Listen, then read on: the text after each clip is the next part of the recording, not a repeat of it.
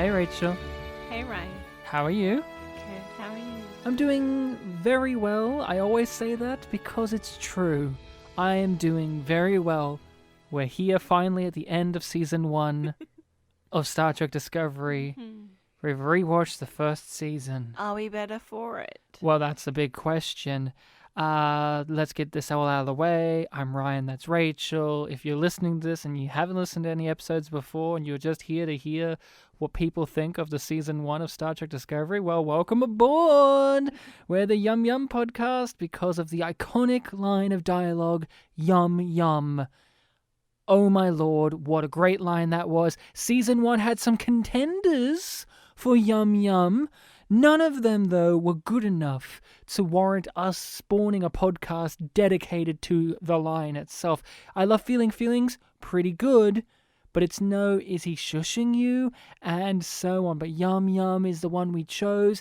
Yum Yum is the one we stan. Yum Yum is the one we Yum Yum.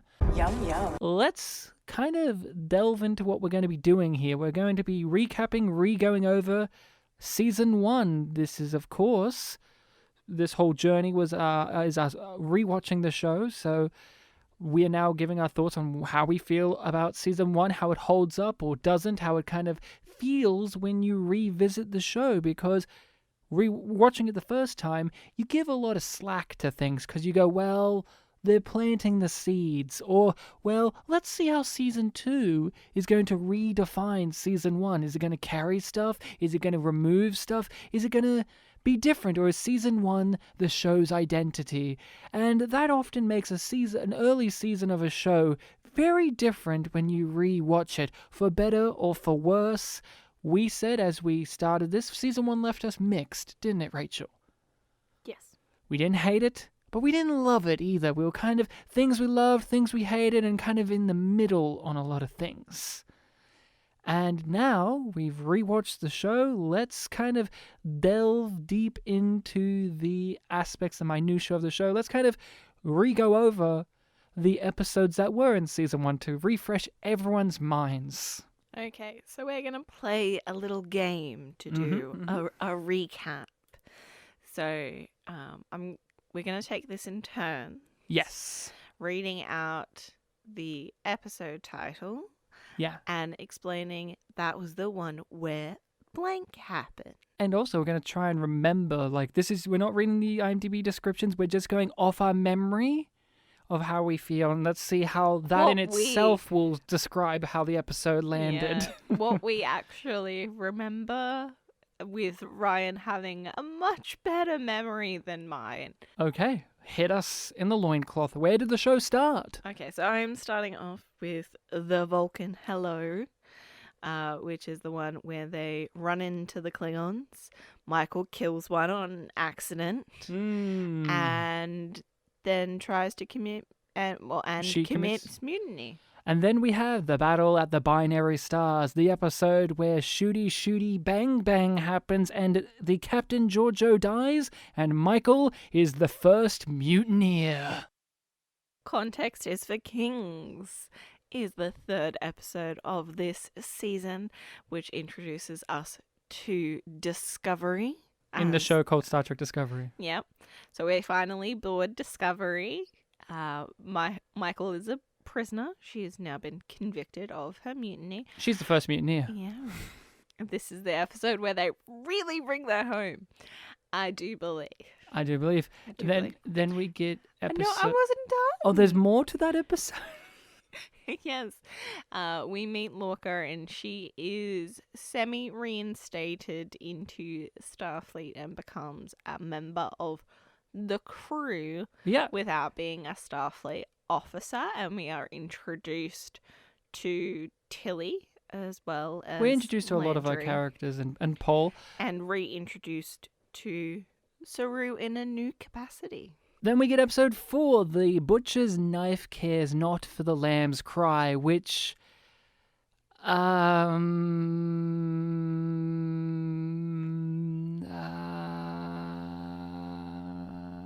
gave it a yum yum. I remember that. I don't remember what I gave a yum yum to. They weaponize Ripper and Landry dies. What was episode 5? Choose Your Pain. Ah, Lorca gets abducted by the Klingons. We meet Harry Mudd for the first time and Ash Tyler, and that is set up to get Ash on the ship because he's a secret Klingon, and then they manage to escape. Laurel gets her iconic scar so that we can tell who she is. Yeah, she's Scar from Lion King. Then we get episode 6, Lethe, the episode in which we get deep into the psyche of Sarek, the father of Spock and the father of Michael Burnham. Of course, not biological father, because Michael Burnham is Soulgraft. Soulgraft happened in that episode, but Lethe, Daddy Sarek, and Yellow Filters. What happened in episode 7, Rachel? Oh! You're not gonna mention how she gets yeeted out of his brain. That was implied. That was implied. The next episode is Magic to Make the Sanest Man Go Mad. And this is the return of Harry Mudd, the time loop episode. And the one where we get to know Michael's deep, dark secret that nobody ever would have guessed ever in a million years. You and one of our listeners, Pat, has a real boner for how silly it is that she's never felt love before. It's so dumb because it makes so much sense. Because you But don't also, imagine her being like a teenage Vulcan dating. Well, who would she date? Like none of the Spock's friend? Yeah. What, she'll date Cyborg? Episode 8.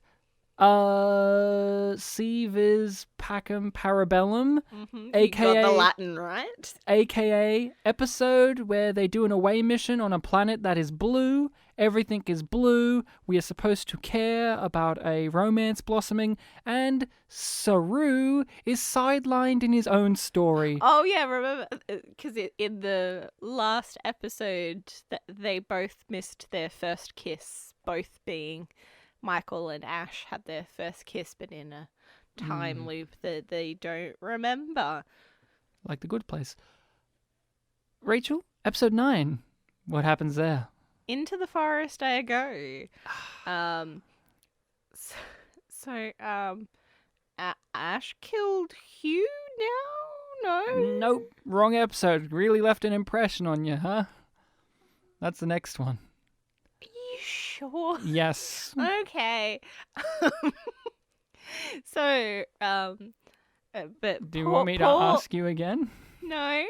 Paul is dealing with the repercussions of his eugenic manipulation.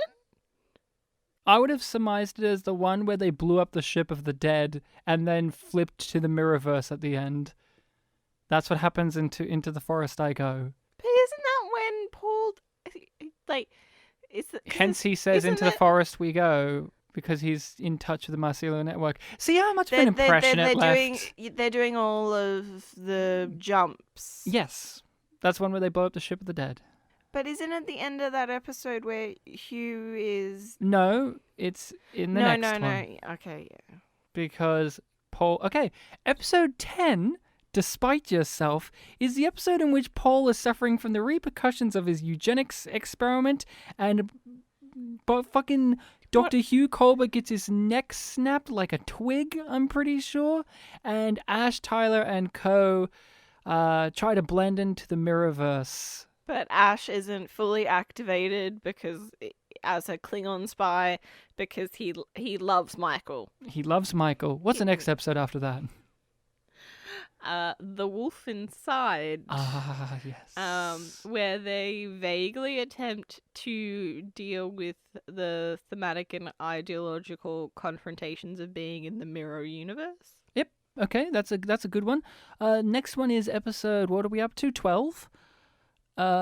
Vaulting Ambition, in which we meet Empress Giorgio properly, and They they have just call her Emperor. Emperor Giorgio, and she is a mean motherfucker, and Michael and her have some good conversations, and we reveal that Lorca's evil.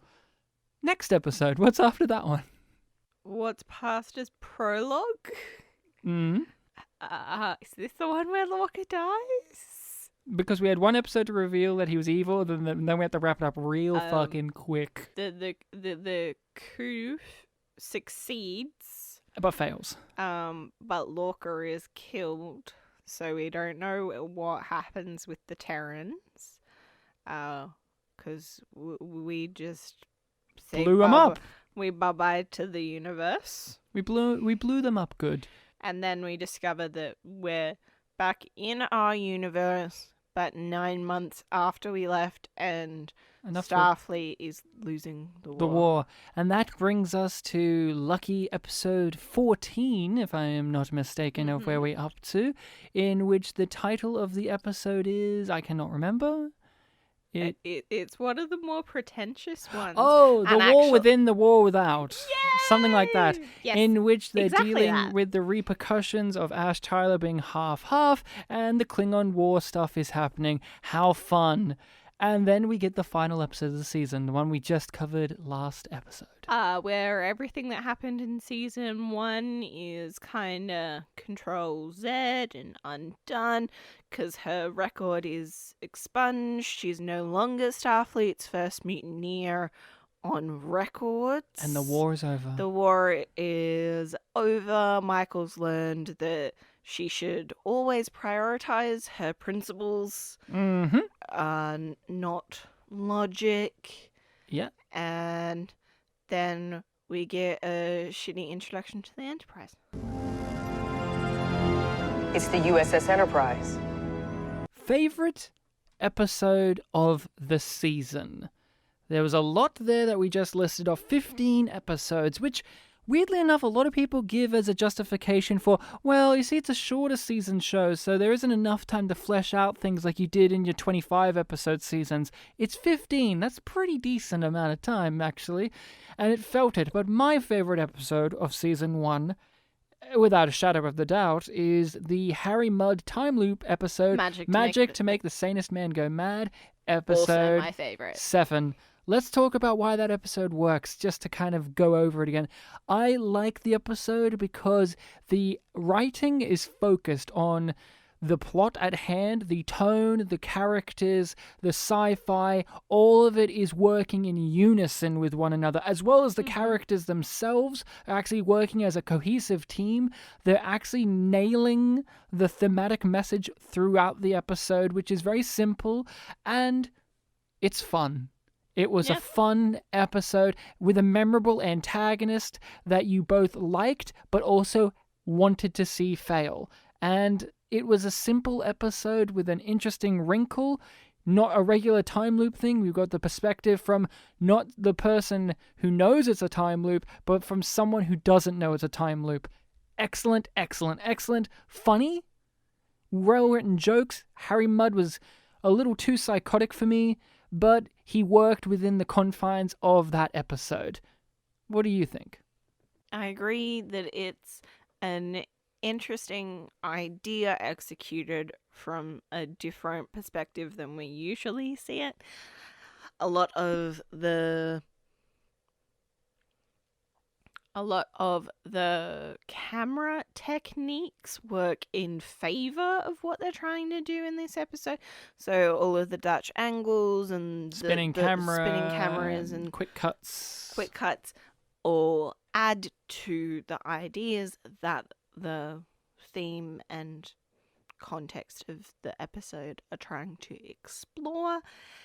It is a little bit more grounded in the experience of the characters as well. Like, you do get to know them a little bit better in some senses, and in others it's just like, what? But it doesn't frustrate me or make me angry.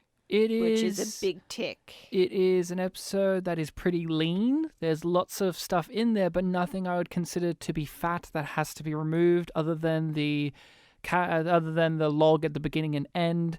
And the ending of that episode was a little lackluster, but overall a great, fun, zany, zippy episode that we have said many times on the pod, off the pod. We wish that Star Trek Discovery would lean heavier into what that episode was bringing.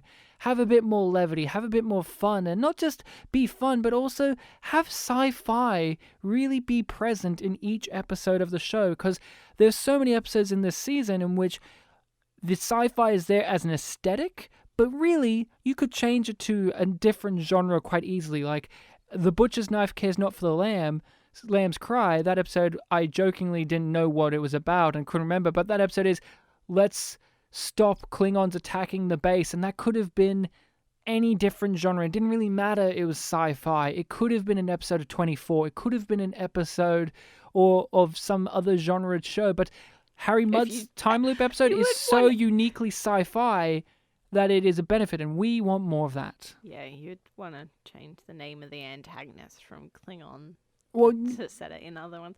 But it's easy to change around the names and aesthetics so much easier in that than it is in this time loop episode, right? It relies on the sci-fi, and that was the strength of it. Computer, reduce volume so we can have a normal adult conversation. Yes, Captain Mudd. Captain Mudd? I never thought I would say this, but I'm actually tired of gloating. Oof, what do you think's the worst episode? What was the one that really stood out for you? Because I'm curious. Okay. So there are a number of episodes where the plot itself is lackluster, boring, or forgetful. But I think the worst episode for me is the last one. Will you take my hand? Because it's so frustrating to see any of the progress that I thought that they were making towards building their own world and exploring ideas and connecting to what the purpose of Star Trek's as a TV series across all of them is meant to be. And then they just go, nope. Yeah. And so much of the progression that we saw with our characters is undone or wrapped up in a way where it's like, okay, well, we're putting a bow on that and sticking it over there. I agree. It's a very bad episode. Not just a bad conclusion of the season, but also of all these threads and storylines, but also it's just a bad episode on its own. It's not particularly engaging. It lacks a good pace to it. You don't have a real investment in the characters as you did in other episodes, and the actual ending of it being like, and now the unique identity that we had for this show, which was what if Starfleet but with war, which has already been explored, but hey, it's an interesting thing to explore, was then thrown away for what if our show, but TOS was involved, which is kind of milking it.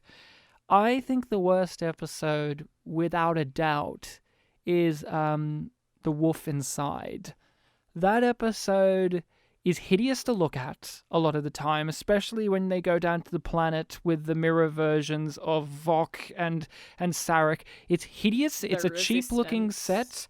It's an ugly quarry that they filmed in. I guess Doctor Who wasn't busy that day using the quarry, so then these guys got to use the quarry. And it relies on you being invested in the twist of Ash Tyler and him being a secret Klingon, and that in turn is asking you to be invested in the romantic relationship that is shattering before your eyes because of his betrayal, because he was in fact a secret Klingon. It asks you to rely on a lot of investment on things that we did not have investment in, that I did not. I did not invest in Vok. I did not invest in Ash Tyler. I did not invest in Ash Tyler and Michael's romance. And the actual twist, it's okay that he's a secret Klingon, but it also, when you rewatch the show, lessens the impact of the reveal is lessened because of obvious foreshadowing. So when you get to this episode, it doesn't feel clever on a rewatch. That episode suffers on a rewatch because it isn't as clever as it thinks it is, and it is very, very melodramatic. And I will never forget when Ash Tyler was like, the actor was like, oh, I'm going to show up on Klingon now, but like, cranking my neck in a weird direction and doing a little growl, and my face falls and my eyes are dead, and I'm like acting 101, really basic stuff. The Wolf Inside had a neat idea within it, which was Michael's xenoanthropology paying off by being very curious, but it was a poor episode. It's my least favorite, and it's the one that I always thought of as, ugh. You're not making sense. I feel him inside me. His thoughts, his pain, his rage. I tried to shut her out when Lamrell spoke the call. I resisted by thinking of you, the one I want to be human for. And I love. Is this a good first season of a show? We'll start there, removing it from it being Star Trek as if this was just a sci-fi show. Oh, I agree. Like, I want to leave the "is this good Star Trek" until later on. Is this a good first season? And on a rewatch, is it a good first season to Star Trek Discovery? Like, does this match what the show has given us? What do you think? Do you think this is a first good season of a show? I think it's an all right first season. I think towards it's strange because towards the middle of the season it feels like it's starting to find its feet, and then it switches to the mirror universe, and then when it switches back it falters a little bit again, and then it's just like, okay, now you feel like you know what you want this to be, the people who are like creating it. It's just like, okay, you know what this is, you know what you're trying to do somewhat.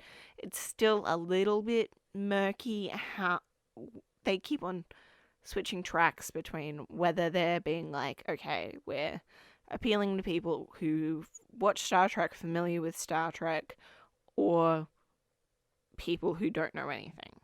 I agree. I think it's actually... It's a good first season marred by lots of problems, but as is always with the first season of show, there is lots of teething issues. But I'm on the opposite end. I think the first half of the season, I think the first 8 episodes are good.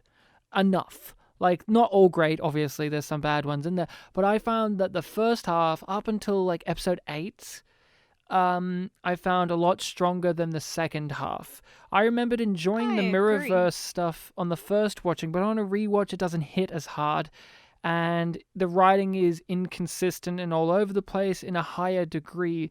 As a first season to a show, I think it had a lot of potential. I remember saying at the time that I didn't love it, but it had a great foundation for them to jump off of in season 2, because obviously in between the making of season 1 and 2, like in the whole process of making this first season, they are going to be aware of what does and doesn't work, and then also they're going to be aware what the audience thinks does and doesn't work. So there was plenty of opportunity for this to be a good foundation to build off of. So in that regard, I think it does a decent job of being like, it's riddled with problems, but problems that you could easily smooth over. And with episodes like the Harry Mudd episode, it shows you that they do have an understanding of how to focus in. So there was a promise here. As a first season to Star Trek Discovery, I don't think it's actually a very good representation of what the show is, because it takes till episode 9 to really find the blueprint of what the show will become with the second season. That was more what I was reflecting on in the last, with the last question, is like, has it found its feet in what it wants to do? In terms of whether I think it's a good show or not, I agree more with what you've just gone through about the first 8 episodes being much better. But I think as a first season for what Star Trek Discovery is, for people who like Star Trek Discovery, it works well enough. But if you're a real big fan of what Star Trek Discovery and current generation with Star Trek Picard and Lower Decks and so on is, it takes about 9 episodes for the show to develop that identity. And that's a lot in the 15 episodes to really bank through. That's just me. I think as a first season to what Star Trek Discovery is, I don't think it actually works as strongly as you would initially think it would. Yeah, but I think I don't give it that many demerits for that, because it's so common for a show to take at least half a season to find its feet and its voice. Yeah. And we've mentioned before that it's really common across other series of Star Treks as well. Like, most people will either want to or actually skip the first season of TNG when they're going through a rewatch. I do. I find it odd, Captain, that a man of your experience has such difficulty in understanding ordinary politeness. Such as the politeness of saying please before abducting someone? The expression pleased is used only when requesting the person back. Yours is a different world. Do you think that this is a good introduction to Star Trek? No. Why not? Like this season, not Discovery as a whole, but this season. Yeah. To me, the way that I understand the construction of Star Trek as a show, the world, the concept, it's about a few key things, and all of them are ideological and metaphysical. Oh, we have exactly no time to discuss the metaphysical implications, Rachel. Yes, that's why I don't think it's good, because those things are at the center of the core ideas of previous Star Treks that actually align themselves with the original concept that Gene Roddenberry was exploring. Yeah. The idea of equality, egalitarianism. Is that the right word? I don't know. Yeah, equality, peace, unity, utopian, a utopian look, like where the truth is we come in peace and we want to explore the universe and get to know other races and other places and appreciate the beauty of the universe. And I don't see that as being part of what Star Trek Discovery is about. That's not at the center. That's not the ethos, epistemology, entomology, anything. Xenoanthropology. Yeah, I agree. I think there's I'll get into my feeling on it, but I want to touch upon what you're talking about there, which is, I agree, and I think one of the things that is lacking in this first season, that if you think, like, if you're going to go visit Star Trek, this might be a curveball for you, is they will use the sci-fi premise of each episode as a commentary on some social issue of the current era a good portion of the time.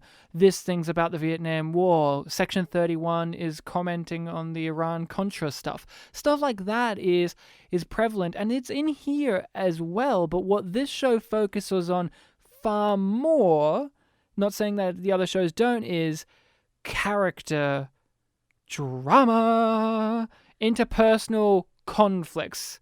That is far more prevalent. Not saying that the other shows don't have that, but this is putting that forward more so than using science fiction as a framework for social commentary.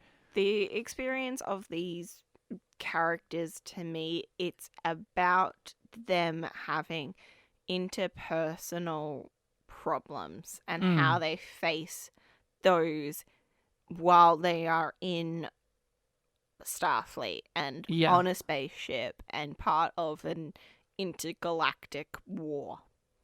I would say that I'm throwing a fit inside myself of, I say yes that this is a good introduction to Star Trek, and no it isn't.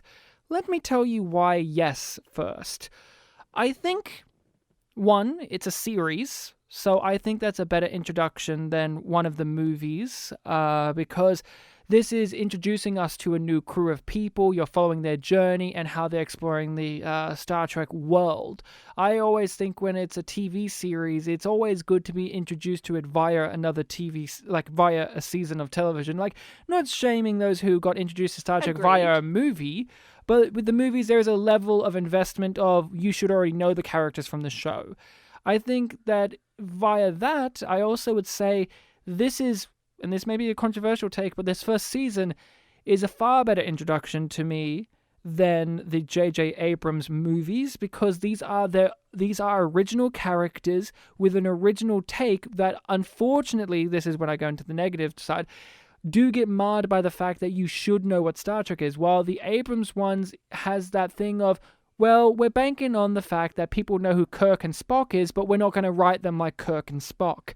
I find that this set up immediately that it's an alternative universe. I find that this is a better introduction into Star Trek than the Abrams ones on the basic creative fundamental that they had the balls to at least create new sets of characters, a new set of crew, new things in comparison. And they stick to that for yes. most of the season. They get marred by how much they attach themselves to the original material, like we've talked about constantly. The other side of the coin of why I say that this doesn't work well as an introduction to Star Trek is the age-old question we ask, who's this show for? Because this show relies on you being invested in the world of Star Trek, because this is, for better or for worse, despite what we think, a part of this is like what DS9 did, which is, let's test what we can do with Star Trek's format. Let's test that utopian world. Let's put, the candle beneath the feet and see how long it takes until it burns. That is what it's doing. Like, what happens if we had the captain be morally corrupt? And that works far better to me, just for me, if you understand the formula, if you know Star Trek. It's an interesting twist. Introducing people to what is a darker twist on the Star Trek formula may not work as a great intro to Star Trek, because people may see this and then go back to Next Gen and think it's really quaint. Being able to make people laugh, or being able to laugh, is not the end-all and be-all of being human. No, but there is nothing more uniquely human. Let's talk favorite characters. It's a hard... It's a hard. It's a hard one. It's a hard. Gun to my head. I think I would pick Tilly.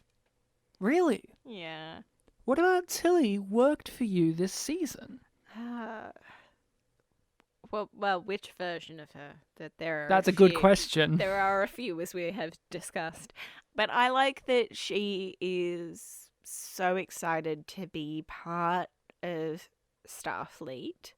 I think she's the officer that, to me, feels like she could be a part of an old Trek Starfleet ship.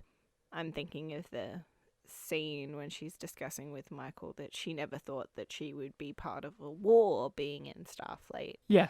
And how that's very jarring for her. And I enjoy the way that she is challenged and meets the challenges that she's faced with. I wish that she was written more consistently, or that the inconsistencies were explained a little bit better, because it's like you can brush over some of them, but it's just like, I wish that there was more to her that would justify letting things go. My favorite character was Saru. I guess I didn't appreciate him enough on the first watching on it, but on this rewatch I really did appreciate what Doug Jones was delivering in spite of some corny writing. I felt like Saru suffered the least from the bad writing aspect, the bad dialogue, the bad character choices. His choices made sense to me throughout the season. I was rarely ever perplexed as to why he was coming at a situation like the way he does. Although he has that horrendous moment where he's trying to force the creature to comply and all that. And I feel like if they reckoned with the fact that out of all of them, he was the one who bowed down to Lorca's tyranny the most, I wish that was explored more. In spite of all that, I found him to be the character I latched onto. I agreed with his perspective on a lot of the issues at hand. He did not like Michael when Michael was being the worst. He was basically the only character to really comment on our main character's flaws and actually challenge them. And I enjoyed that about Saru. I found the Kelpian stuff with him far more engaging on the rewatching of this season. I liked his physical movement. I was really noticing his performance a lot more. And I found him to be a great new addition to the Star Trek universe. Yeah, like I was writing down notes for all of the main characters. And when I got to Saru, I was just like, yeah, he's written consistently, clearly, and it is always clear if he's doing something that's out of character or following something that's within his character. And I think something that really elevates Saru is Doug Jones's capacity to act with prosthetics. Yes. Not like trying to act through them. Yeah, he's a part of it.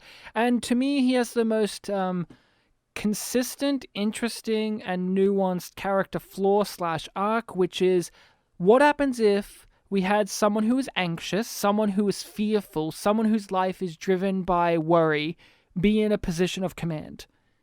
Very obvious choice. It's as if what happens if Reg Barkley was a captain for a whole season? That's that's an extreme, of course, because Tilly's far more of a Reg type. But it's that idea of what happens if we had someone with anxieties, someone with worries, someone with fear, be in a position of command. Because usually with our people in command, they're cool, level-headed. Of course, he's level-headed in some ways, but he is someone who gets contaminated by his own fear, and it's for better or for worse, and I like that. It's very clear to me where they could have gone with that.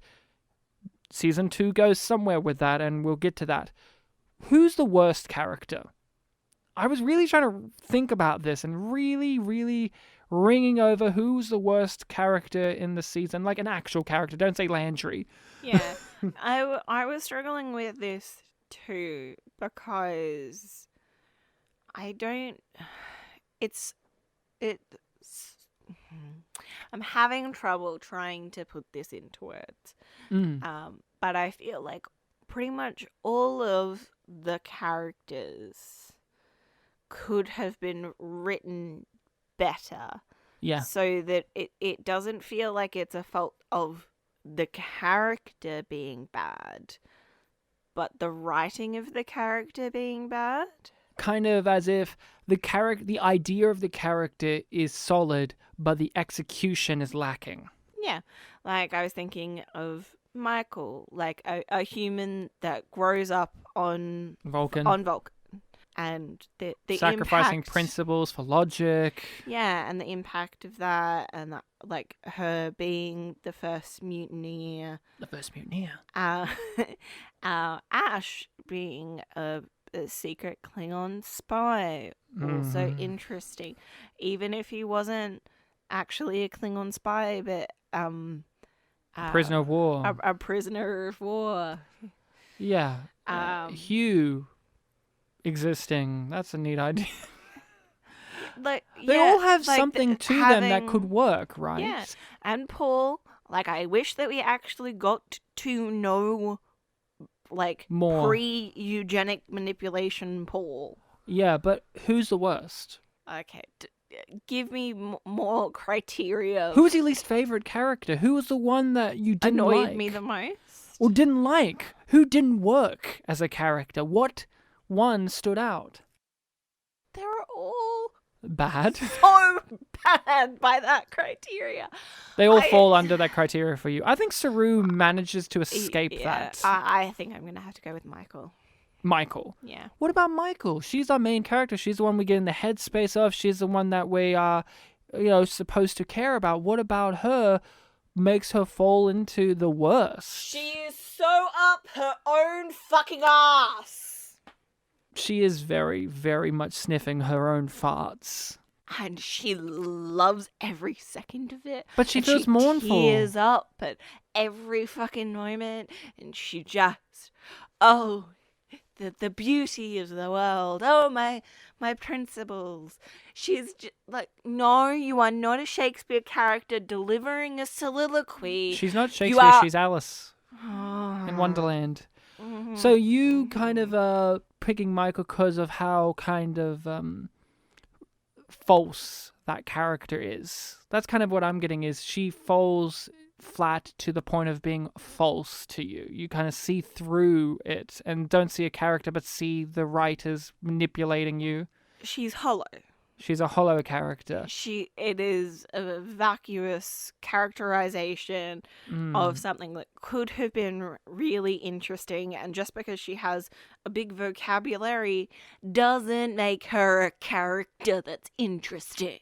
Why is it that this rewatch has really enforced that into you? Because we said at the start of the show, when we were first watching it, you and my sister and a few others were really pumped by Michael as a character. She was, a black female lead. It was, more of a more modernized take on a female character. It wasn't as if she's a Deanna Troi, where it's like, oh, she's wearing clothes that make her look good, but she's kind of bland. Why is it that now Michael has gained this kind of venom? Okay, so I think there's a few things that go into it. One of them being that thing of writers trying to write strong women. And it's just like, okay, well, she's infallible. She's perfect at everything. She becomes boring. She was right at every turn. If people had listened to her, then everything would have been fine. But when she's is wrong, the way that it's like played out. But then if she is wrong, then it's a cosmic lesson for all of humanity. Like when she makes a mistake, it not just changes the people around her, but the entire universe of the show. Like, if she wasn't wrong at the beginning, Giorgio wouldn't be dead. And if that wasn't going to happen, then this wouldn't happen. And then Lorca wouldn't be in charge. And oh, no. Yeah, I tend not to enjoy things where the main character is the center of the entire universe and everything actually revolves around them, because it's so soul graft fucking boring when it's just like, okay, because it's just like the show in text and subtext is weirdly saying that everything that she does matters, and she is the rock that's being thrown into the pond that is creating all of these ripples. But also, she actually has no genuine agency or intelligence when it comes to anything, because she commits mutiny because of something that Sarek said. It's not what she thought. It's what he said to her. Well, that sparked a thought within her. That sparked a thought. It's just like, well, where the spark of the resistance. Yeah, I think a part of what you're talking about too, without actually saying it, is you don't like the Messiah type hero, where they are the unifying force, and that is true within a lot of Star Trek. Like Star Trek Picard, he has a Messiah kind of complex, and even with Captain Kirk in Generations, he's far less interesting because he is, although fundamentally a broken person in some ways, it has gone to that point where Captain Kirk is no longer a man but a god type figure, and that happens sometimes. He's a more legend. of a legend than a man. And that's what Michael is from the beginning. She's a legend, not a person. She's the first mutineer. She's the first Vulcan. I agree. My least favorite character, the worst character, was Ash Tyler. I don't know what they wanted to do with him. Like with Michael, I know what they want to do with her. As much as I do not appreciate it, I know what they wanted to do with her. From the very beginning, I knew what they wanted to do with her. Ash, I know what they wanted to do with one thing, which was they wanted to have that twist. They wanted to have the emotional gut punch from the audience and from the character of Michael of, he betrayed my trust because he was a secret Klingon. But other than that, I don't know what they wanted to do, and then he's in more episodes. It's not just season 1. He's in season 2, and it's clear that they didn't know what to do with him. Ash Tyler is a waste of space that could have been an interesting exploration of much more mature things that we will talk about a bit later. But Ash Tyler, outside of wasted potential, I don't know what they were wanting to do with him outside of the twist. Outside of being the romantic love interest for our hero who will break her heart. But don't worry, he didn't break it fully because they have a love that bounds across universes and star systems and stuff. And that, Ash Tyler's a nothing to me. I feel literally nothing for him. What we do now, the way that we treat him, that is who he will become. I know you still care about him. I do. That does not mean I should. I'm curious, on the rewatch, what character has changed for you the most in both a good way and a bad way? Like on the first watching, you may have been like, I really like this character, but then on the second watching, you're not a fan of them, or vice versa. Like, who really changed for you on this rewatch? I think I dislike Michael more at the end of the rewatch than the original watch, and I still managed to appreciate Lorca more. That's where I'm at. Lorca really improved for me on the rewatch. I don't like his ending. They did him dirty. But I would actually say, and this is weird to say, but all the characters I like the first time round, Tilly, Paul, even Saru, not so much Saru, but Paul and Tilly, I really like those characters the first time round watching them. I really enjoyed them. This time round, I don't like them very much. I feel like Paul wasn't as smart and sharp and clever and as interesting as I thought he was on the first watch. If anything, I found Paul to not only be annoying, but He's not even less... just an asshole. I don't even find him to be that way. Okay,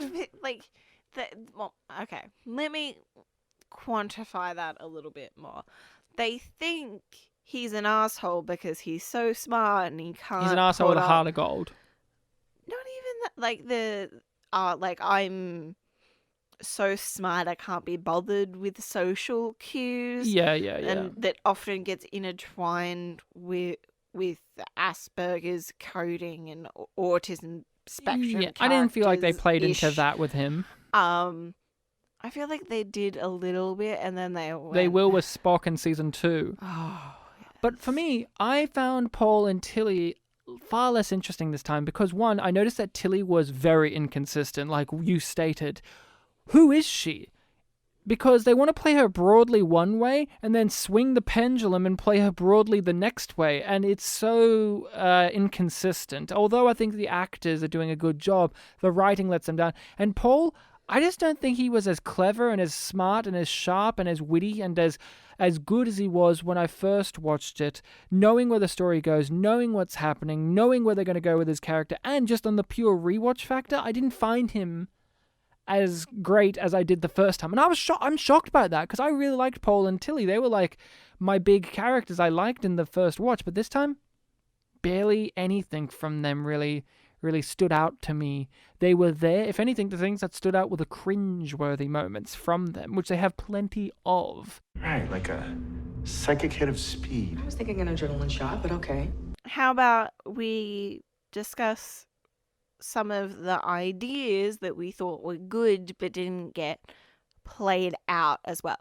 Because particularly in those first couple of episodes, we kept on saying, the idea is good. I think out of all the ideas that has stuck with me that I'm really disappointed that wasn't explored was the Context is for Kings episode.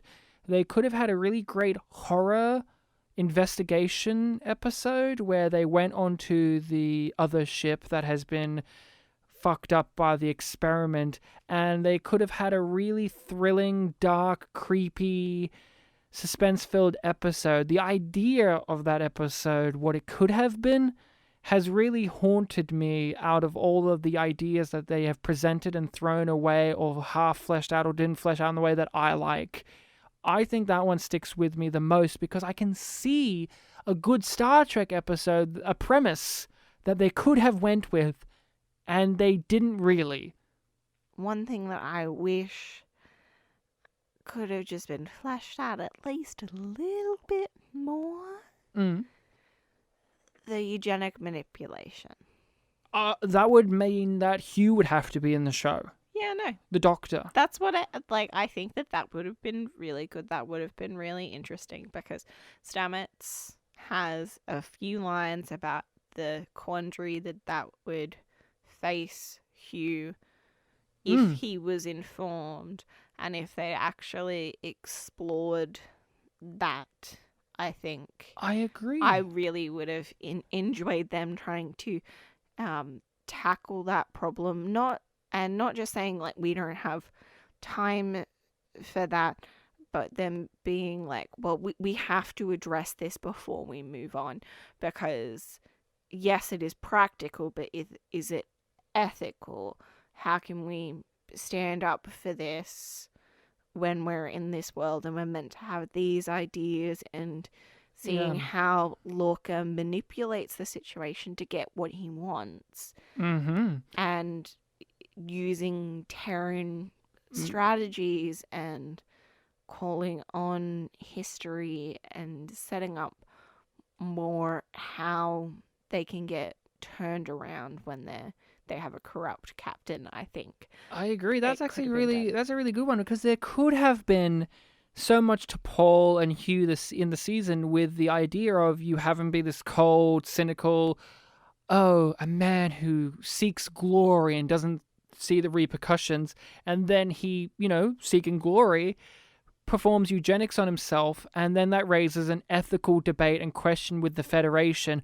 Can we allow this to happen? Because they are very much against eugenics, but this is war. So war calls for, do the ends justify the means type of things. And as well as what does this do to Paul physically, it is what you're saying of, would Lorca exploit this further? How does Starfleet respond to this? It could have been a really dicey, juicy, ethical quandary that the season could have explored, but instead the season just goes, well, he did it, and we're okay with it because we need the plot to move forward. And he's hiding it from the entire medical team, not except just for his Hugh. not. Oh, his side effects, you mean? Yeah. Which is weird, and we complain about that. I would say that's a great one. I'm more focused on what a wasted episode idea. While that could have been a season-long idea that they could have fleshed out, or at least several episodes, and it would have given Hugh something to do. Hugh something, and something that's like embedded across a few episodes as well, because this season is very much not purely episodical. It's it's a more serialized format. Yeah, and it's not a whole season arc. It really is there's kind of 3 chunks. And it would have given Saru something to do because he was the commander in charge of the ship when Paul performed that, because they were saving Lorca. And it would have given Saru an interesting wrinkle as well because he was the one that pushed that situation to happen. It would have given him a questioning about himself as a person and how did he not see that coming, stuff like that. It could have given him a bigger anxiety to explore, which is, I pushed too hard. And also thinking forwards as well, because we've watched season 2, that could have added more depth to all of those characters and the issues that they're facing in those situations. I'm particularly thinking about Saru, and maybe if he starts wondering, well, when he's going through his changes, him reflecting on the eugenics that he was a part of, and how is this me manipulating my own DNA, or is this me fulfilling things? Is this the greater good, or is this not? Is this what it is to be a Kelpian? Yeah. Because he's seen somebody he knows and hopefully cares about Or at go least through respects. a similar experience of dealing with those questions of humanity and self-identity. I said it might serve us better in this case to just let him have the flat ass that I have, and maybe that looks less human. I think so. I think we're onto something here. What is a standout moment or scene in this season for you, in a positive way? That one that has left you wowed, impressed, stunned, or whatever? Because obviously this show is trying to have lots of impressive moments, whether they be visually, thematically, story-wise, character-wise, action-wise. What's a standout moment for you? You may need to give me about 10 minutes. Okay. Is it really that hard? Or is it just because there's so much details within? Because for me, it is very much Lorca with the scars on his back and pulling out the phaser from his pillow. Yeah. It was very striking to me. It felt in line with what the show was exploring, as well as it didn't feel too outside of Star Trek's rules. And it really gave me a finer appreciation for Lorca on the rewatch capability. Okay. My problem with you saying, well, what's something that you did like, is because I have a really hard time thinking of any that have no caveats. And you don't like it when I do. I like this thing, but and those are all the things that I'm thinking of. So I'm like running down the list in my head of being like, oh, I kind of like that. What about Stewart? Yeah, I like Stewart. I liked Harry Mudd's robot bug that appeared in for like maybe scenes. 30 seconds and is then referenced in a later episode. I liked Stella. Did you? We complained about Stella. She was too nice. Oh, yeah, that's right. See? You're having a harder time finding anything. Is it really that difficult for you? Like, you really do believe that there is stuff, but it also comes with a but? Like, I like Lorca stuff, but they ended in shittily. Without a caveat, I like that Tilly got a promotion. Okay. Well, this is one of the things I have to ask then, that I'm really quite wanting to get at is, now that we've rewatched the show this season, do you think you understand the story better of the season and the choices the show made within the season?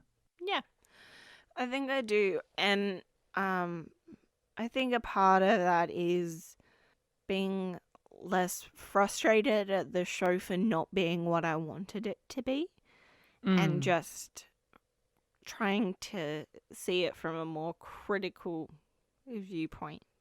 I am 50-50.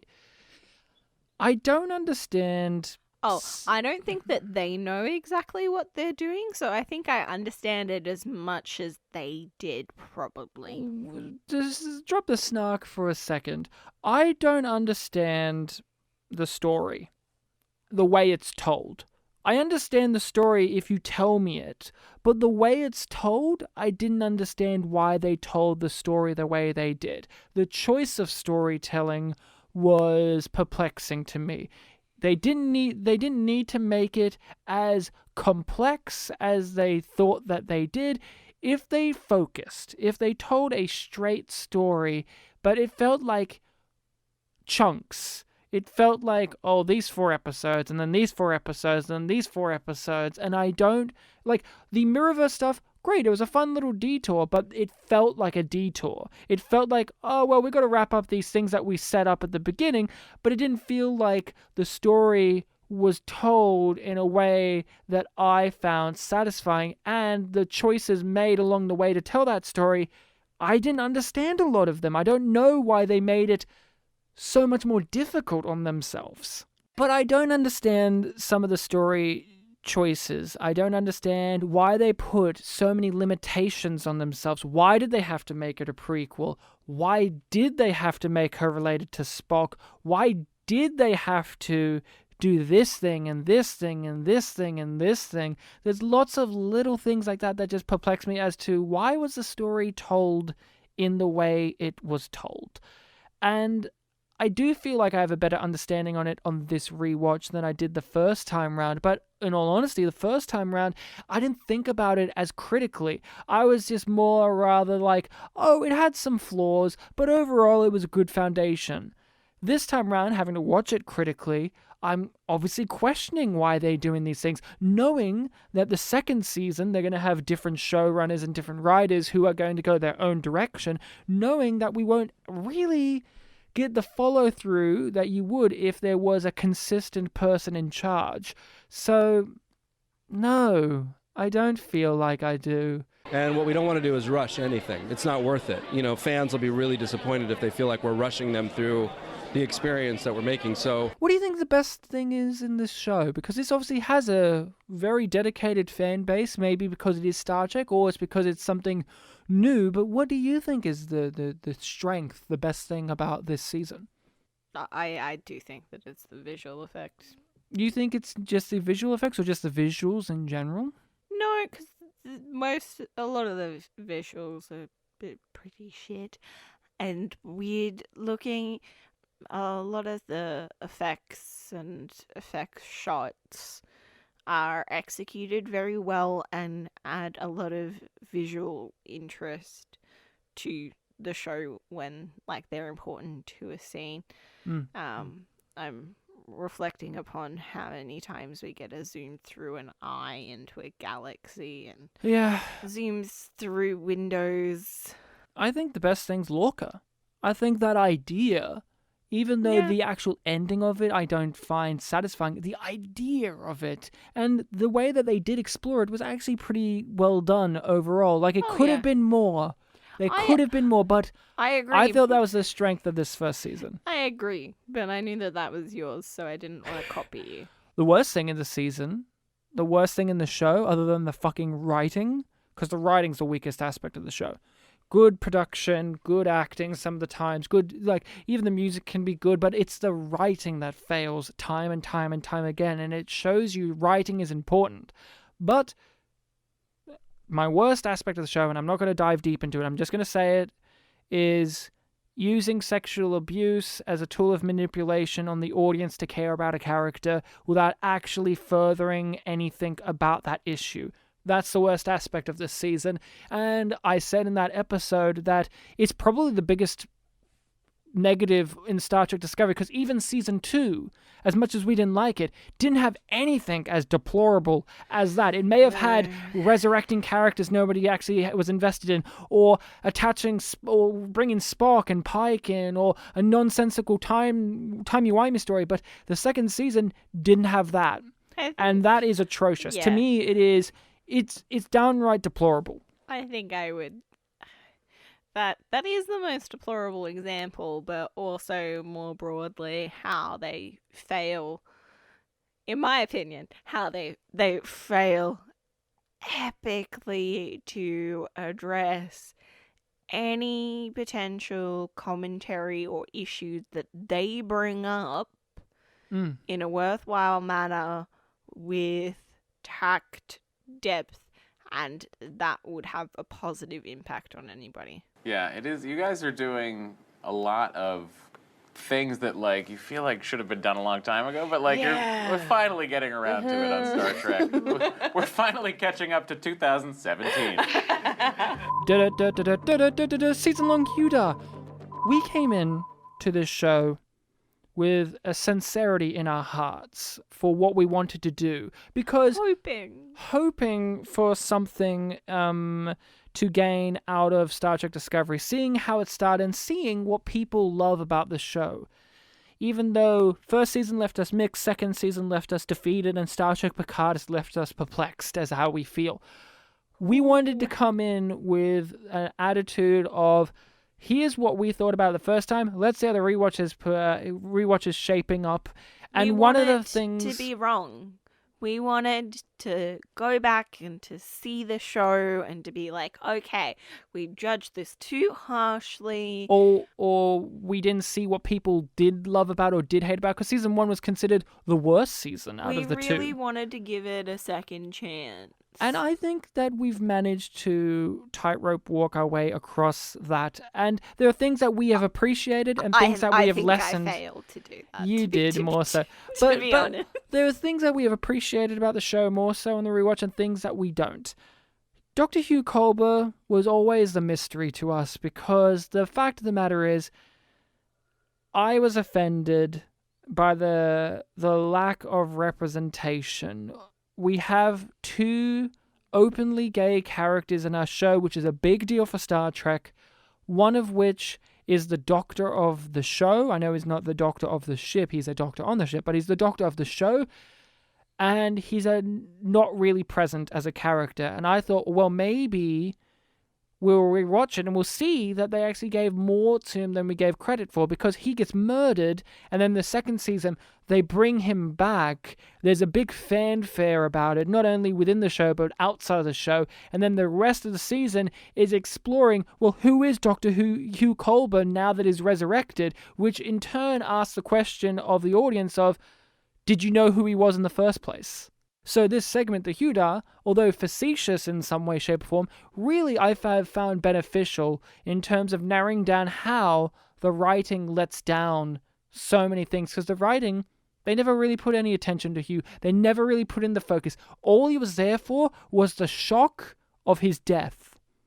Like Ash Tyler, what was he... I'm trying to think, what was he actually there for in the grand picture other than the twist? The twist of his death. Ryan. What was he there for? I can give To you nod and smile? I can give you a bitchy answer. Yeah, that was... You stole my line. But seriously, here we are at the end of season 1. Who is Dr. Hugh Kolber? What did we learn about him from him? I genuinely... I was about to say, like, he likes opera. We didn't learn that about it from him, though. Yeah, like anything that I was about to say. He never hums or sings any opera. He's never mentioning it. Like, it's never brought up. I was like, never seeing him go to the opera. I have like 4 things that I could tell you about him. At least and then when you add the second half of like that we learned from him, there's nothing that I can think we of. never see it demonstrated. As bland as some Star Trek characters are, like Harry Kim or, say, Deanna Troi or Crusher, we at least get to see them do their things. Like, Dr. Crusher's always putting on plays. Deanna Troy's always eating fudge and sundaes. She loves chocolate. Harry Kim's always dying. She tells you how to eat a chocolate sundae the right way. And you know, they're not the most thrilling characters for us, but they at least show that they have interests and they pursue them, and those interests reflect. We're just told things about Hugh. All I've learned is Hugh is a terrible doctor, he's not very good at his job, and he has no ethics. And if he does, he has no strong will to enforce those ethics and to actually believe in them, and he is a disgrace to the field of medicine. Also, he's just shown to be a fucking idiot. He is an idiot, and he dies like an idiot, which is unfortunate. Because he's a fucking idiot, he dies in a stupid way. He exists so that the show can actually exploit the bury your gaze trope and then undo it and be patted on the back for undoing it. Yeah. And that is all that is there. And but Ryan, his death was planned from the beginning. Doesn't matter. They still exploited the bury your gaze trope so that they can pat themselves on the back for undoing it. Just because they undid it doesn't mean that they didn't do it. I did have concerns, but they were, very quickly allayed because I was told very quickly that I would be returning. And I actually did return in the very next episode briefly. And while shooting that very next episode, they let me know that I was coming back again in the episode after that. And while shooting that episode, they were like, you'll be back next season. We just don't know how. Right. So my personal concerns about the bury your gaze trope for our show were nil because I knew what was happening. Would you ever watch season 1 again? I never would have watched it again if you hadn't made me, so it's a no. No? It's a no, I wouldn't watch it again. I get the feeling that you're eventually going to make me watch at least like a random episode or two if it's relevant to season 3, just to see if like... Does it line up? Does it line up? Did we miss something? Did they actually do that? Have they planned this from the beginning? It's a good question, though. Would I ever watch season 1 of Star Trek Discovery again? For enjoyment? No. No, I wouldn't. I did not This feel... rewatch wasn't for enjoyment either. There was a level of enjoyment because I was flexing my analytical side. But would I watch this show, season 1, for the pure basis of enjoyment and entertainment? No. I would watch it for an exercise in critical thinking, an exercise in how to deconstruct things, how writing can and cannot work, what is a demonstration of this failing and this succeeding. I would watch it in the way to dissect it, but not actually to watch it to appreciate it for storytelling purposes. So no. What story? They're trying to tell a story. Like, they're trying to tell a story, but as you pointed out before, you can't follow the story that they present. So why would you be interested in rewatching something, looking at the story, if it's something that you don't understand? No, but that's what I'm saying. But I'm saying I would watch it in a sense of deconstructing how that failed. Yes. But would I watch it out of entertainment? No way. No. And this was the question I was going to ask. What's the season about? What's its message? What's it saying? What's its goal? What was season 1 of Star Trek Discovery about? Not narratively, but what was it actually trying to communicate across? I don't know. My best guess is reinforcing or reintroducing, at least for us, the importance of why Starfleet has these principles and doctrines that it does, and that even when they don't have a clear benefit, that in the long run it is more important to stick to your principles than to do what seems like the logical thing. Or to be susceptible to emotional things as well. Yeah. I think that's what... Your principles should be your compass in all your actions. That's what I think is the exploration of the season, is exploring people's principles and how if we sacrifice our principles, if we relent on our principles, if we discard our principles for emotional things like Lorca's xenophobic, power-mad principles, like power-mad, emotionally driven ideas, you will be led astray. Or cold logic, like Michael in the first episode. It's about clinging to your principles, and that war, along with several other factors, but how does war affect Starfleet's principles? How does it affect our crew's principles? Interesting idea for an exploration, but as I said, I didn't think it fully landed. Would you give this a yum or a yum yum? Yum. I would give it a yum because of what I just said. I would never want to watch this again outside of dissecting it. I wouldn't want to put it on in the background. I wouldn't want it as a comfort show. I wouldn't want to watch it for genuine entertainment and the storytelling reasons. Maybe the Harry Mudd episode, but because it fails at that basic thing it needs to do for me as an audience member, which is, do I want to ever see it again? Will I ever want to think about it again in the way it wants me to? It has to be a yum. It would feel dishonest if I said yum yum because I like to dissect it or I like ideas. I think the principle of giving something a tick because it had ideas is a dangerous road to go, because at what point does that become a crutch? It had an idea, but did it actually proceed to follow it through and execute it? It's up to you to decide that. But for us, it failed at that more than it succeeded. We have exactly no time to discuss the metaphysical implications. Let's talk about where we're going to be proceeding.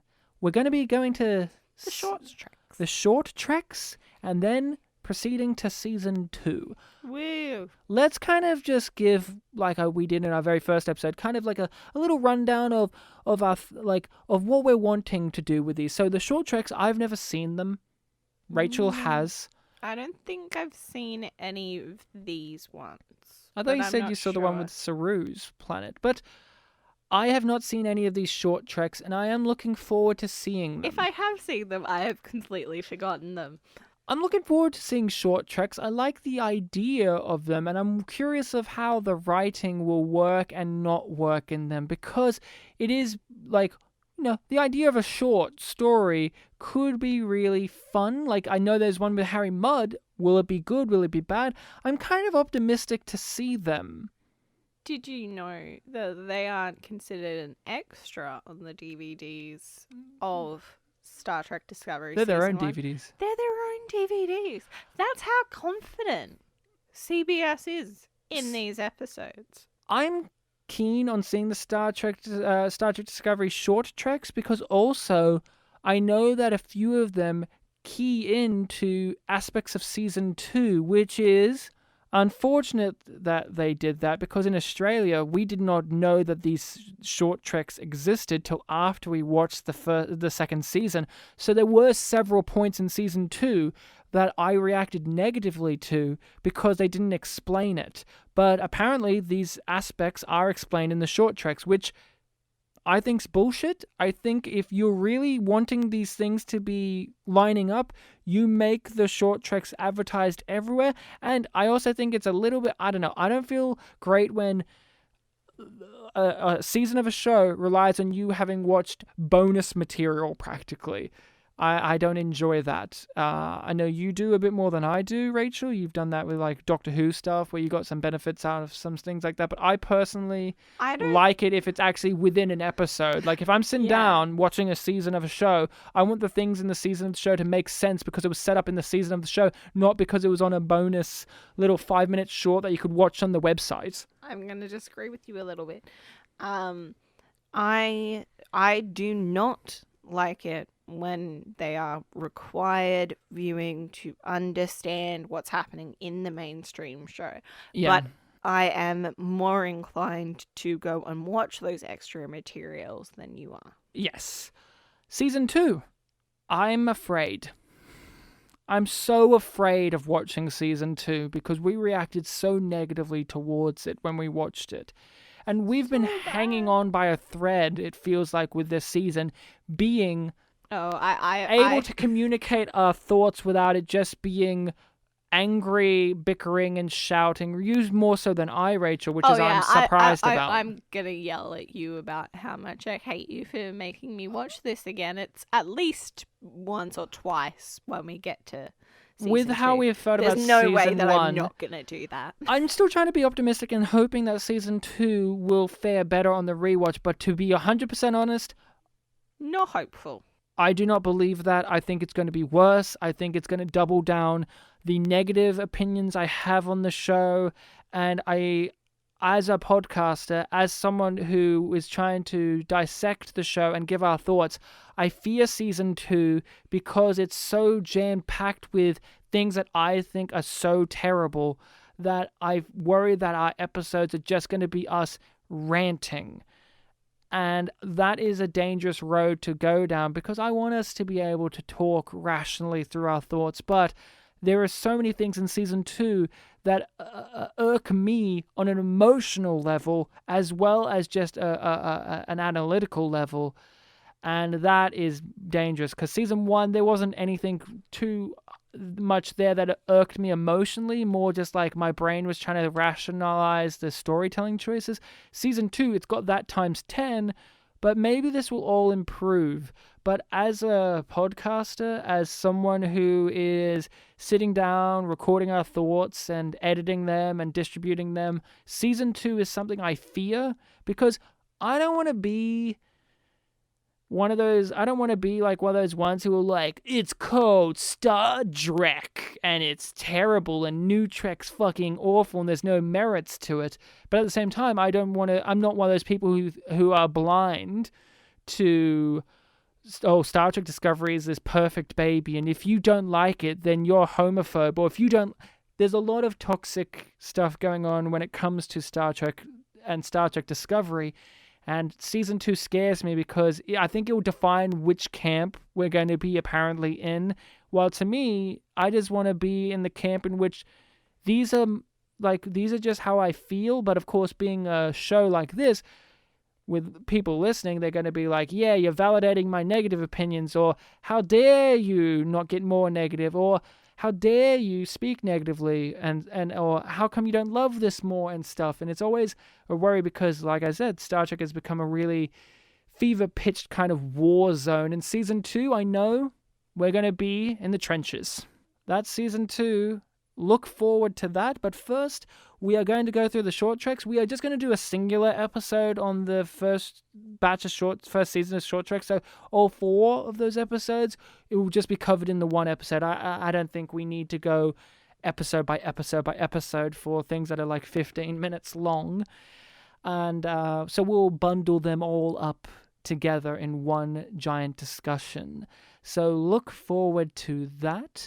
And yes, season 2 will come out. A discussion of that will eventually come out, but we're going to probably take just a brief break in between this and our discussion on the short treks. But short treks and then straight on to season 2. But expect just a couple of weeks of break during this because, we've been running all of this. We want a bit of a break and a bit of a detox, and then kind of come into season 2 and the short treks with a fresher palette, because at the moment Rachel's looking kind of mournful and I'm feeling a bit scared. But if we have a little bit of a break, maybe we'll have a fresh new perspective and a new outlook on life as we enter into season 2 and the short treks.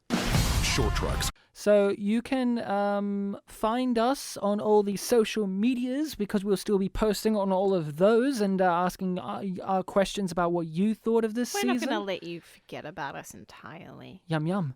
So Facebook, Twitter, Instagram, Reddit, all of those, always posting, always engaging. Follow us on those.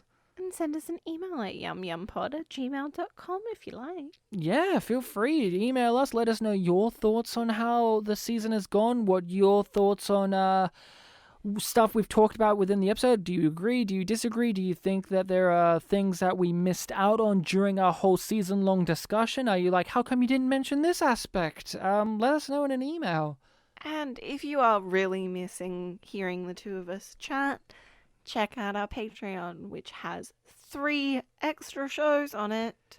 Plenty of extra material for your listening ears. We talk about the Star Trek movies. We talk about the top-rated and bottom-rated Star Trek episodes of the series from Star Trek, the original series, all the way up to Enterprise. And we just give our thoughts on other TV shows, whether they be Sherlock, Doctor Who, Misfits, on, and it goes. All of these big, epic shows that we all love and know, or even obscure ones from time to time. Patreon. Okay. Yum yum. Enough plugs, right? We've got to go and check out that Enterprise. Mmm. Yum yum. Yum yum.